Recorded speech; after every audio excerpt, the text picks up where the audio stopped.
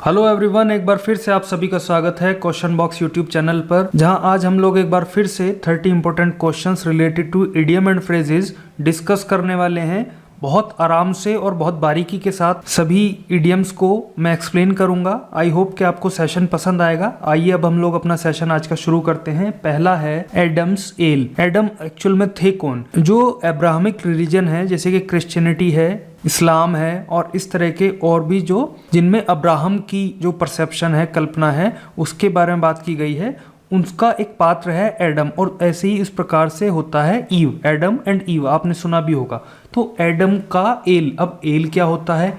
L actual में होती है एक kind of a type of beer, एक प्रकार की शराब। एल की जगह आपको एग्जाम में वाइन भी मिल सकता है, तो एडम्स एल या फिर एडम्स वाइन, उसका मतलब होगा क्या? देखिए, वाइन और एल दोनों ही लिक्विड आइटम है, तो एडम का जो लिक्विड आइटम होगा वो बताता है पानी को। और ये इस प्रकार से दर्शाता है कि जो लेजेंड्स हैं, कहानियां हैं, उनमें ये बताया जाता है कि भाई एडम के पास खाने पीने के लिए कुछ नहीं था, केवल पानी के अलावा। तो वहीं से ये आपका इडियम निकल के आया है, जिसका मतलब होता है वाटर। अगला देखते हैं, at one's wits end. Wits होता है हाजिर जवाबी, एकदम किसी ने कोई बात कही, उसका तुरंत के तुरंत आप कोई जवाब दे दें, उसको हाजिर जवाबी बोला जाता है। तो और एंड होता है अंत, जब किसी की हाजिर जवाबी का अंत हो जाए। मान लीजिए मेरा और आपका कोई किसी बात के ऊपर विचार चल रहा है, आपस में ना विचार विमर्श हो रहा है, मैं कोई बात बोल रहा हूँ, आप उसका तुरंत से हाजिर जवाबी दे रहे हैं। लेकिन एक समय ऐसा आया कि बस आपकी जो हाजिर जवाबी है, तो अब आप उससे आगे कुछ और अपना जवाब नहीं दे सकते। तो इसका मतलब ये है कि अब आप क्या हैं, परप्लेक्स्ड हो गए हैं। परप्लेक्स्ड, और या फिर समझ लीजिए आप के, या फिर पजल हो गए हैं। पजल मतलब भ्रमित, है ना। अब ऑप्शन देख लेते हैं, ए मैन ऑफ एबिलिटी, ऐसा कोई व्यक्ति जिसमें क्षमता हो कोई काम को करने की। एट द लास्ट मोमेंट, अंतिम समय में। टू गेट पजल्ड, पजल हो जाना, भ्रमित हो जाना। अनडिसाइडेड कंट्रोवर्सी, कंट्रोवर्सी होता है विवाद, और अनडिसाइडेड होता है अनिर्णित, जिसका निर्णय ना हुआ हो, जिसका फाइनलाइजेशन ना हुआ हो, उस प्रकार की कंट्रोवर्सी। तो अभी हमने पढ़ लिया है एट वंस विट्स एंड का मतलब हो जाएगा जहां किसी की हाजिर जवाबी खत्म हो जाए। तो उसका जो सही आंसर बनने वाला है वो है टू गेट पजल्ड। अगला है टू स्टील अ मार्च, मार्च को चुरा लेना। ये मार्च फरवरी, मार्च, अप्रैल, मई, ये वाला मार्च नहीं है, ये मार्च है जो जवानों की परेड होती है, उसको भी तो मार्च बोला जाता है। देखिए, ये निकल के आया है अराउंड 17 और मतलब पुराने समय में, जब जवान दिन में मार्च, जब किसी से युद्ध होता था तो जवान दिन में मार्च किया करते थे। लेकिन कभी कभार किसी रणनीति के तहत अगर वो रात में, जब दुश्मन सो रहे होते थे, ओपोनेंट पार्टी सो रही होती थी, तो वो थोड़ी बढ़त ले लेते थे। तो वहां से वो बढ़त लेने की जो घटना है, एक्ट है, उसी से निकल के आया है to steal a march. Steal a march का मतलब हो जाएगा कि आगे निकल जाना। अब समझ लीजिए, to act in a foolish way, बेवकूफ़ी भरे तरीके से काम करना। टू ब्रेक समथिंग, किसी को तोड़ देना। टू आउटशाइन, आउटशाइन होता है आउट परफॉर्म या फिर मात दे देना किसी को। To see a hidden meaning, गुप्त मतलब को समझना या छुपे हुए मतलब को समझना। तो आप खुद सोच लीजिए, टू स्टील अ मार्च का मतलब क्या होना चाहिए? टू आउटशाइन होगा कि नहीं होगा? मात दे देना, आगे निकल जाना। चलिए, अगला है इन अ जिफी। जिफी असल में होता क्या है? Jiffy refers to a moment, किसी पल को। तो एक पल में, जिफी मतलब हो जाएगा कोई क्षण या फिर कोई पल, एक क्षण में या एक पल में। जैसे कि हम बोलते हैं एक सेकंड में। तो ऑप्शन देख लीजिए, fail to win appreciation. Appreciation होता है प्रशंसा, प्रशंसा जीतने में या प्रशंसा प्राप्त करने में असफल हो जाना। इन एन एप्रोप्रिएट मैनर, उपयुक्त तरीके में। Something that is done very quickly, ऐसा कुछ जो बहुत तेजी के साथ किया गया हो। या फिर टू फॉल इन लव, प्यार में पड़ जाना।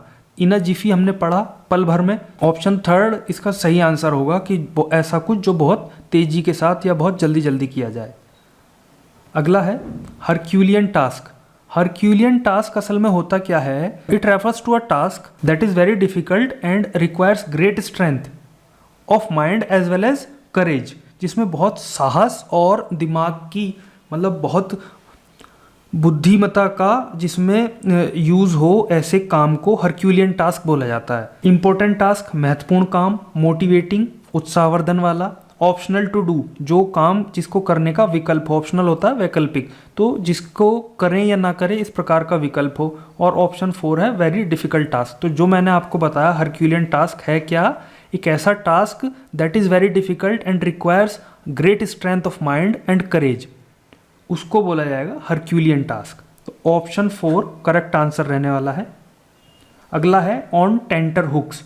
टेंटर हुक्स होते क्या हैं? टेंट के हुक। आप इसको इस प्रकार से समझिए, a hook that is used to fasten cloth on a drying frame. इसका मतलब इस प्रकार से होगा कि भाई कोई जैसे कि आपको कोई टेंट वगैरह बांधना है तो किसी हुक से बांधेंगे, उस हुक से जो कपड़ा बंधा हुआ है टेंट का, उसके बीच में जो तनाव की स्थिति होगी उसको ये दर्शाता है। ऑन टेंटर हुक्स मतलब तनाव की स्थिति में। फ्लैटरी हो जाता है चापलूस। इन अ डिसऑर्गेनाइज्ड मैनर, डिसऑर्गेनाइज्ड होता है अव्यवस्थित, अव्यवस्थित तरीके से। इन एंशियस सस्पेंस, एंशियस हो जाता है चिंतित, और सस्पेंस मतलब एक प्रकार का निलंबन की अवस्था।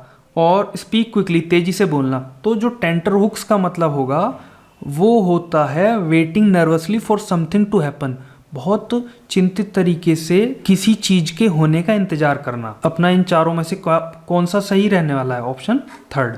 अगला है the thin end of the wedge. Wedge आप ये समझ लीजिए वेज क्या है, तो इसका आंसर भी आपको बहुत अच्छे से समझ में आ जाएगा। वेज होता है, मान के चलिए ये कोई पेड़ है, पेड़ का तना है, ठीक है, इस तरह से ये काट दिया, पेड़ ऊपर का इसका कट चुका है, ये तना है पेड़ का, और इसमें जो है एक धातु का या फिर लकड़ी का ऐसे वी आकार की कोई आइटम डाल दिया है जो कि आगे से पतला है और पीछे से वो चौड़ा होता जाता है। इसका यूज़ क्या है कि जैसे जैसे आप इसको अंदर ठोकते चले जाएंगे ये इसको फाड़ता चला जाएगा, इसके 2 टुकड़े दूर दूर करता चला जाएगा। काइंड ऑफ आपने कुल्हाड़ी देखी होगी ना, तो कुल्हाड़ी का जो लोहे वाला पार्ट होता है उसको आप वेज समझ सकते हैं।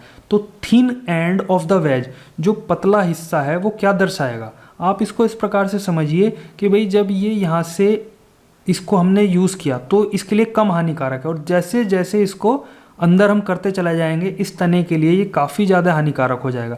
तो एक ऐसी चीज़ जो कि शुरू में तो कम हानिकारक दिखाई दे लेकिन समय के साथ साथ वो और ज़्यादा हानिकारक हो जाए, वो दर्शाती है the thin end of the veg को।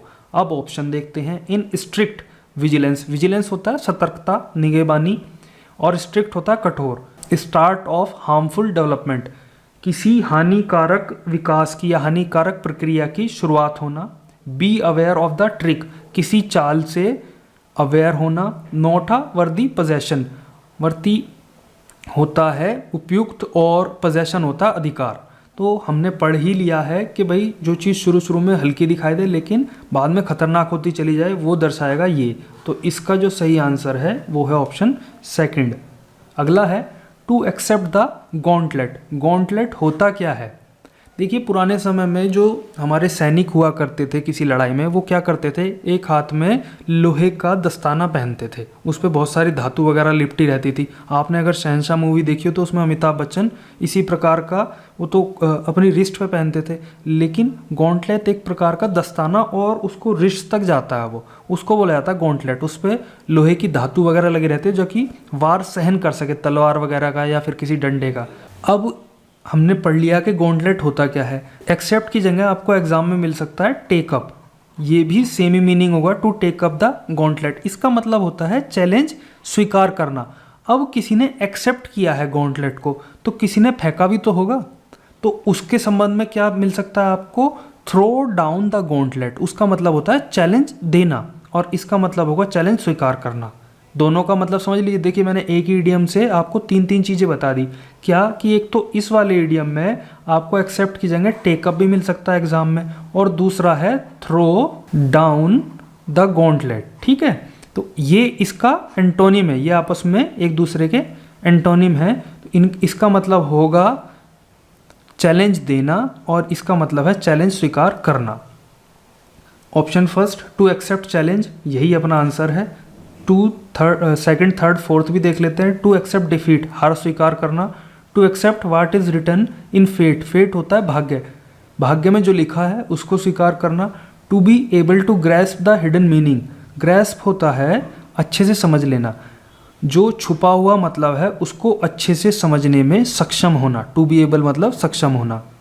To wrangle over an ass shadow, इसकी कहानी मैं आपको बताता हूँ है क्या, ये कहाँ से निकल के आया इडियम। बड़ी मज़ेदार कहानी है, आपको भी मज़ा आएगा इसमें। ये है कि भाई एक ग्रीक लेजेंड है, उसमें क्या है कि एक जो यात्री है वो किसी गधे के मालिक से गधा किराए पे लेता है और दोनों चल देते हैं। रास्ते में जब बहुत धूप पड़ रही होती है तो वो गधे का सहारा लेकर के गधे की छांव में बैठने के ऊपर एक दूसरे से लड़ते हैं। गधे की छांव में बैठने को लेकर एक दूसरे से लड़ने की बात को to wrangle over an ass shadow कहा जाएगा। और इसका मतलब होता है कि छोटी छोटी बातों पर लड़ना। पहला है option to waste money over trifles. Trifles होता है नगण्य या तुच्छ चीजें, तो तुच्छ चीज़ों पर पैसे वेस्ट करना। To punish a person severely for his arrogance. Arrogance होता है हेकड़ी, तो किसी व्यक्ति को बहुत बुरी तरीके से पनिश करना उसकी हेकड़ी के लिए।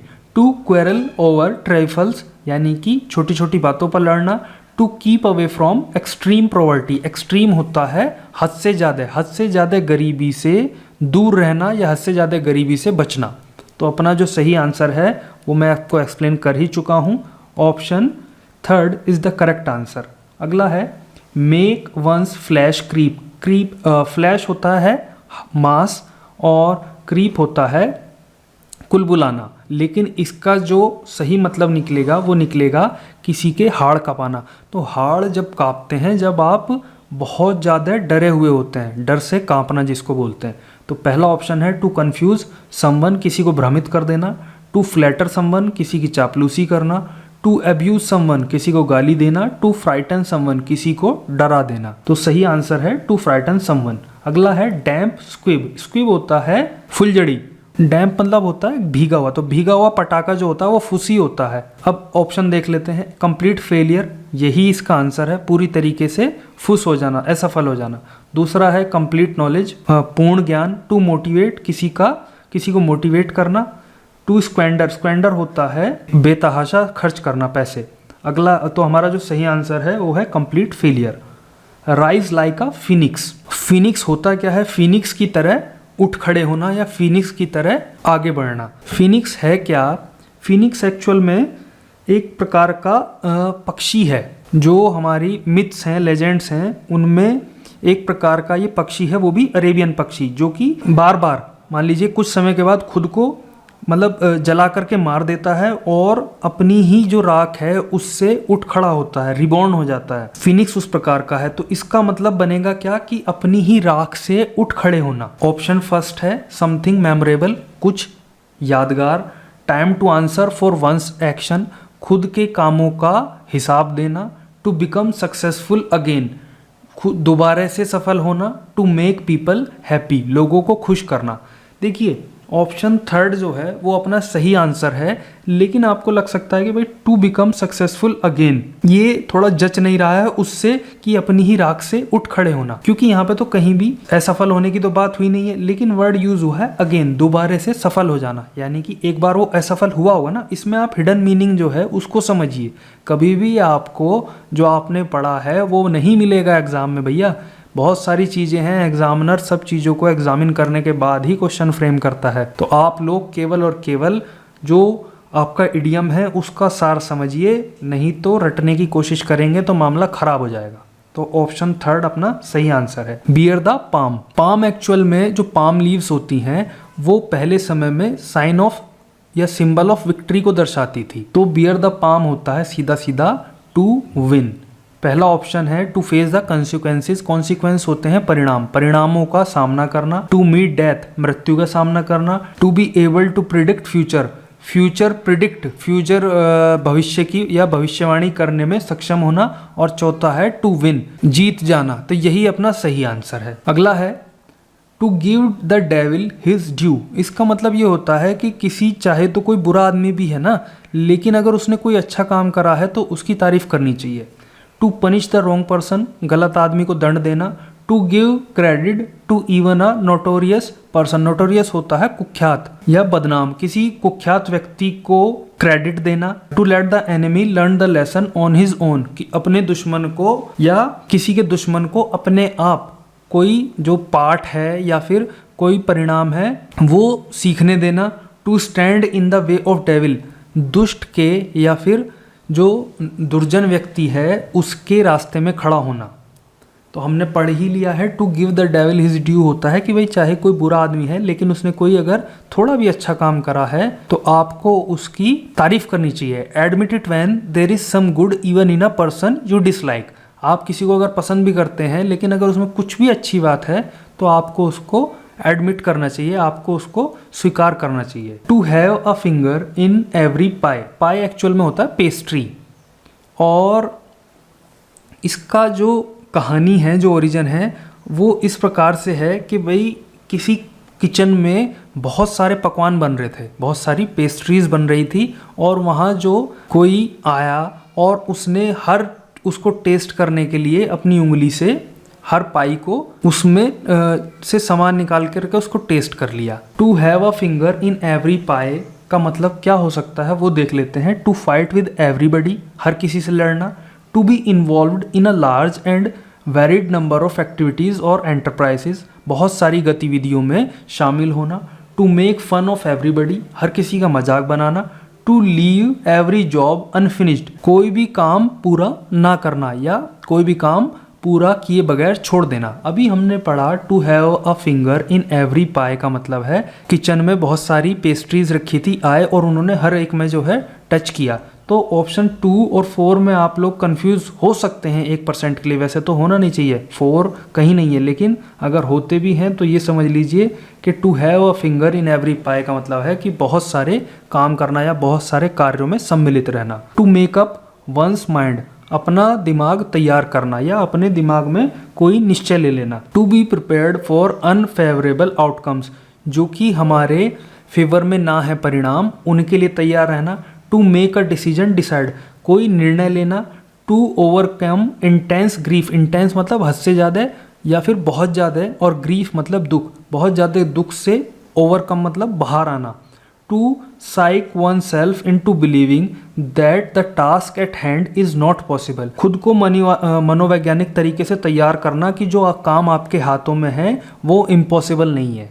क्या ये ऑप्शन होना चाहिए इसका? नहीं, हमने पढ़ा है to make up one mind होता है खुद को तैयार करना या खुद को किसी काम के लिए तैयार करना या फिर निर्णय लेना। तो ऑप्शन सेकंड अपना सही आंसर है। To have bitten off more than you can chew, जितना आप चबा सकें उससे ज्यादा काट लेना या फिर उससे ज्यादा ले लेना। ऑप्शन है इसके to eat voraciously and then fall sick, voracious होता है पेटू, पेट भर भर के ना, जितनी क्षमता नहीं है उससे ज्यादा खा लेना वो होती है वोरेशियसली, और उसके बाद बीमार पड़ जाना। अगला है to behave disrespectfully towards elders, जो हमारे बड़े हैं उनके प्रति असम्मानित तरीके से व्यवहार करना, और देन रिपेंट द एक्ट, और उसके बाद में जो आपने कार्य किया है उसका पश्चाताप करना। रिपेंट होता है पश्चाताप करना। अगला है to have tried to do something which is too difficult, कोई भी बहुत कठिन जो काम है उसको करने की कोशिश करना।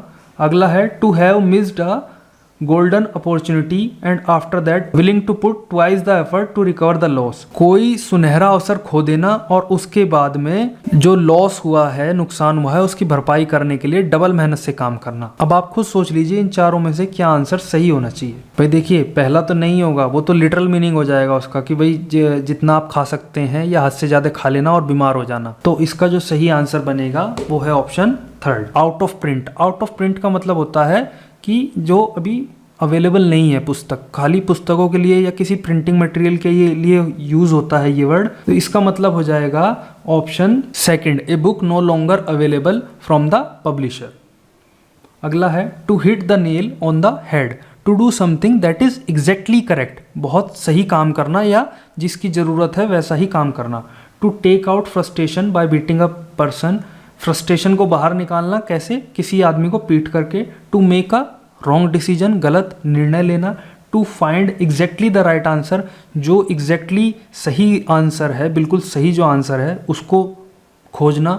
To unwittingly fall into a trap, trap में, जाल में फंस जाना।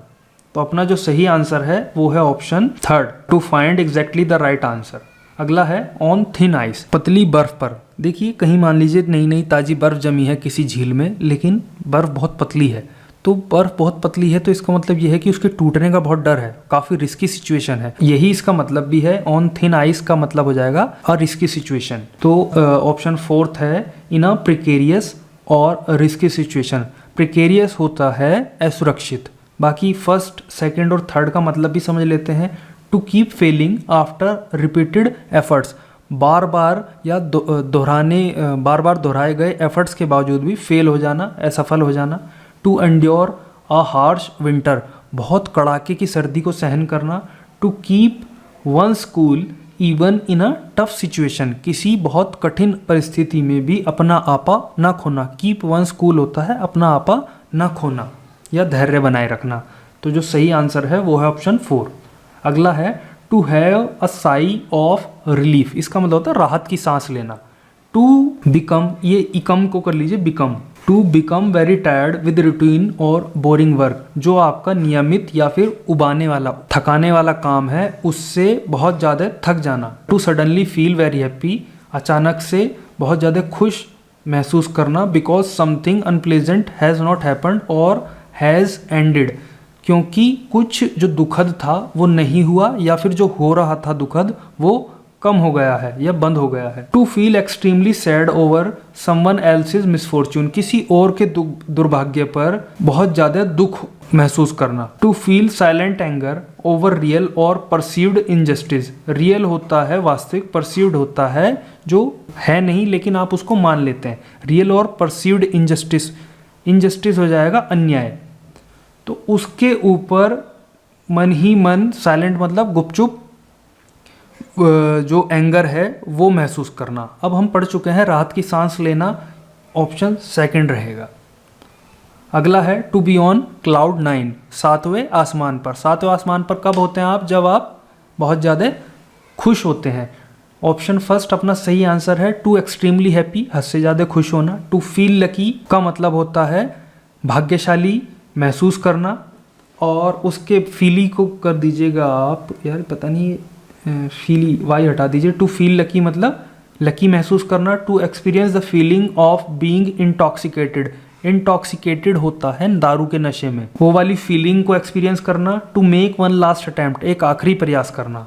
लेकिन हम पढ़ चुके हैं कि अपना आंसर है option first.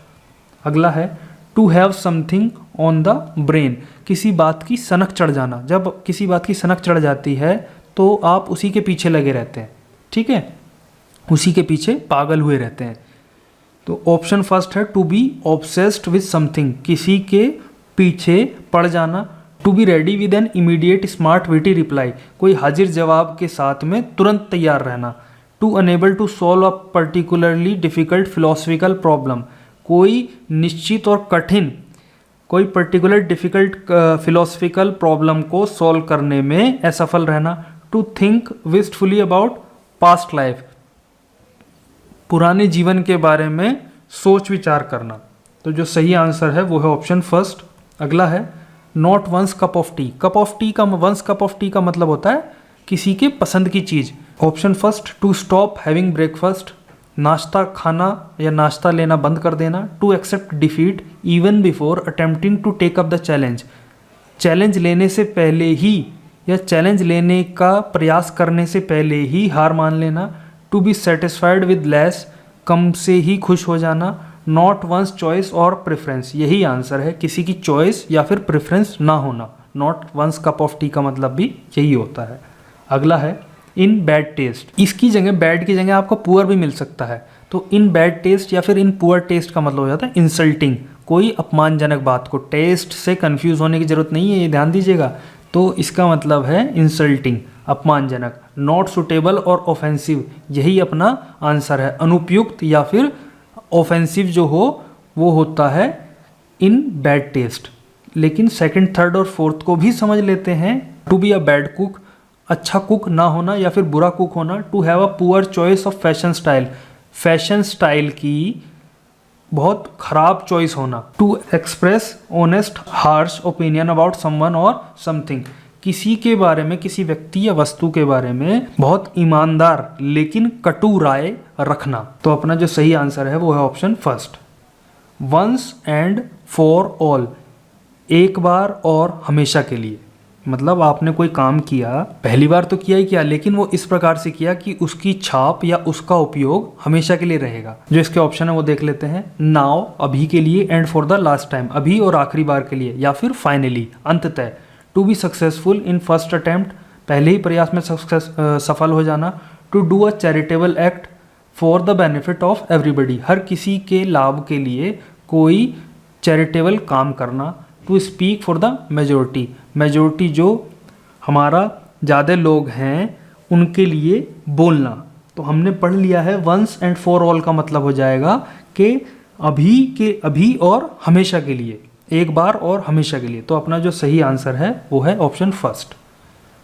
To have at one's fingertips अपनी उंगलियों पर होना। जब कोई चीज़ आपकी उंगलियों पर होती है तो इसका मतलब है कि बिल्कुल आपके दिमाग में है। कोई आपसे पूछेगा तो आप उसको तुरंत के तुरंत बता देंगे, या उससे रिलेटेड कोई क्वेश्चन आपके सामने आएगा तो उसको आप तुरंत से सही कर देंगे। बिल्कुल इसी प्रकार से जैसे कि आपके सभी इडियम फ्रेजेस और पूरी की पूरी इंग्लिश आपकी फिंगर टिप्स पे होनी चाहिए। तो इसका मतलब अब ऑप्शन से समझते हैं। To be very fast on the keyboard computer के कीबोर्ड पर बहुत तेज होना। To be adroit with percussion musical instrument. दो चीज़ें हैं समझने की, एक तो है एड्रॉयड। एड्रॉयड का मतलब होता है दक्ष या फिर निपुण होना, और पक्षन होता है ड्रम या ढोलक।